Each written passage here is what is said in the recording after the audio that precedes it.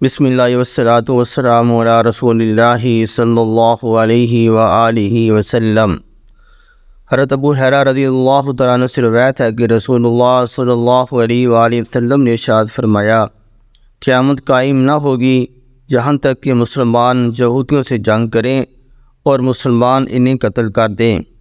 جہاں تک کہ یہودی پتھر یا درخت کے پیچھے چھپیں گے تو پتھر یا درخت کہے گا، اے مسلمان، اے عبداللہ، یہ یہودی میرے پیچھے ہے، آؤ اور اسے قتل کر دو، سوائے درخت غرقد کے، کیونکہ وہ یہود کے درختوں میں سے ہے۔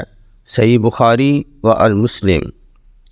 شجر غرقد اس کے کئی نام ہیں، جس میں سے شجر یہود، گنگا درخت یا یہود کا پاسبان درخت، یہود کا محافظ، یہود کی حفاظت کرنے والا، یہود کو پناہ دینے والا درخت، اور اسے دجال کا ساتھی بھی کہتے ہیں۔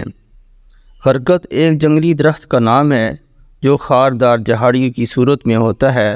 مدینہ منورہ کا قبرستان جنت البقیع کا اصل نام بقیع غرقد اس لیے ہے کہ جس جگہ یہ قبرستان ہے پہلے وہ غرقد کی جھاڑیوں کا خطہ تھا جو مدینہ منورہ کے اطراف سرو میں پایا جاتا ہے۔ غرقد کا درخت 4 میٹر لمبا ہوتا ہے۔ یہ ان برانی علاقوں میں بڑی آسانی سے اگتا ہے جہاں جھاڑیاں اگتی ہیں۔ برانی زمین اس کے لیے بہت ہی موزوں ہے۔ یہ کانٹے دار جھاڑی نما درخت ہے۔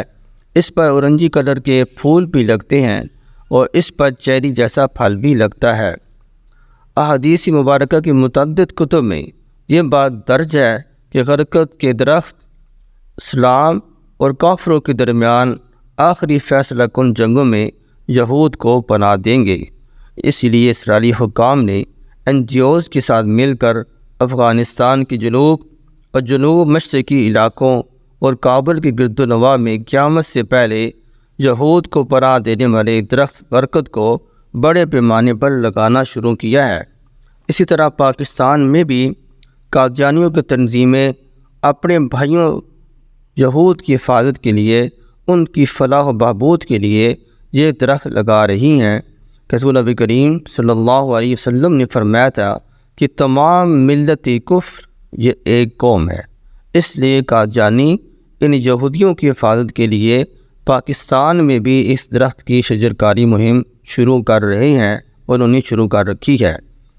انڈیا میں بھی اسرائیلی حکام مودی سرکار کے ساتھ مل کر اس درخت کو سینکڑوں کی تعداد میں لگا رہے ہیں تاکہ جب مسلمانوں کا یہودیوں کے ساتھ آخری فیصلہ کن معرکہ ہوگا تو اس میں یہودیوں کا تحفظ کیا جا سکے، اور اس کی ساری فنڈنگ یہودیوں کا ادارہ جیوش نیشنل فنڈ نامی کرتا ہے، اور اس ادارے نے سیو دی غرقد ٹری کے نام سے شجرکاری مہم بھی شروع کر رکھی ہے، اور ان کا ایک خاص اس درخت کے حوالے سے ایک مونوگرام بھی ہے۔ وہ اس مونوگرام کو ہر چیز پر لگاتے ہیں، شرٹس پر، ٹوپیوں پر، بنیان پر، کیپس پر، بوتلوں وغیرہ پر اس مونوگرام کو لگاتے ہیں۔ اسرائیلی قوم، یہودی قوم کا دماغ بہت تیز اور لمبی پلاننگ والا ہوتا ہے۔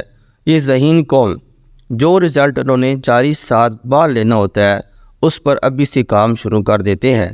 انہیں اس چیز کا علم ہے، اور پوری یہودی دنیا کا، یہودی علماء کا، ان کا اس چیز پر ایمان اور یقین ہے کہ حضور خاتم النبیین صلی اللہ علیہ وآلہ وسلم نے جو فرمایا کہ آخری قرب قیامت کے دنوں میں یہود کو پناہ دینے والا درخت وہ غرقد ہوگا، یہودیوں کو شکست ہوگی، اسلام غالب آئے گا۔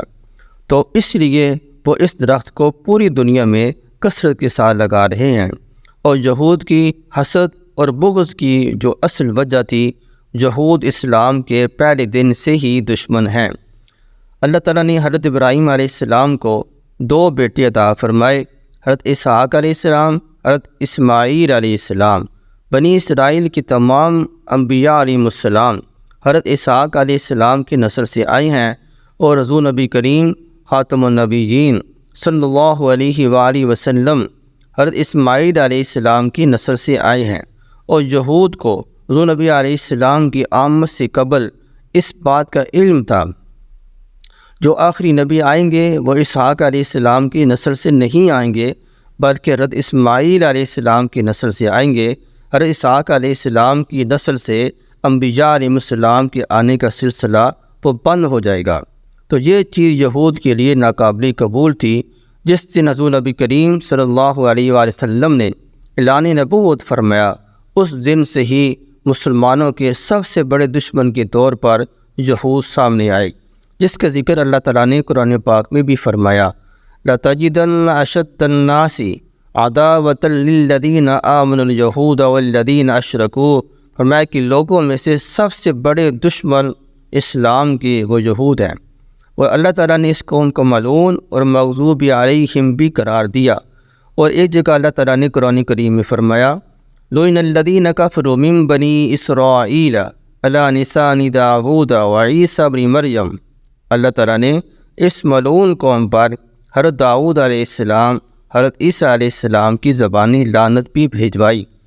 اور حضور نبی کریم خاتم النبیین صلی اللہ علیہ وآلہ وسلم نے اپنی آخری وصیت میں بھی فرمایا تھا کہ ان یہود و نصارہ کو، ان مشرکین کو جزیرۃ العرب سے نکال دو۔ اور اللہ تعالیٰ نے قرآن کریم میں مزید فرمایا، اے ایمان والو، یہ یہودی تمہارے دوست نہیں بن سکتے، بلکہ یہ آپس میں ایک دوسرے کے دوست ہیں۔